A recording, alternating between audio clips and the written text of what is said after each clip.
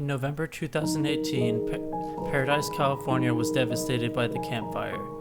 85 lives were taken and thousands of structures were destroyed during the 17 days that the wildfire burned. Through my project proposal for a new multi-residential development in Paradise, I hope to rebuild the community, offering a fire-resistant development which reconsiders architecture at the wildland-urban interface. The project approaches fire-resilient architecture through various scales. At a larger scale, the building contributes to ecological resilience by supporting the population of insect pollinators through architecture. By providing a site filled with flowers and developing a facade which has integrated bee feeders and habitat, the project activates the architecture interface to bolster the biological community. Focused primarily on bees, the goal of the integrated habitat is to increase the local bee population to support forest ecology and increase pollination of nearby food production, such as gardens and local orchards. Bees are top pollinators and contribute to pollinating 80% of U.S. crops annually. Bees play a huge role in our individual diets and in the sustainability of agriculture, with 1 out of every 3 bites of food we eat having been pollinated by honeybees. The design of the facade system consists of individual 3D printed hollow panels which would be hung on the facade. A network of holes would be drilled into the panels after being dried, and bamboo stakes would be installed, allowing for optimal living space for bees.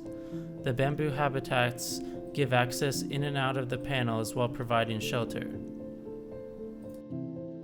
Accompanying the habitat, select panels would house feeders, which would provide sugar, water, nectar for the bees and attract them to the site. While the entire building is clad in ceramic tiles, select portions of the facade would be dedicated for the animal architecture interface. At the locations of the bee habitat, a special formal gesture is generated. A continuous field of hexagons and honey-like blobs decorate the facade, creating a visual identity for the biological program of the building. This formal wall is divided into rectangular panels, allowing for a more efficient 3D printing. The complex geometry is achieved through the bespoke panels, taking advantage of the automated 3D printing process.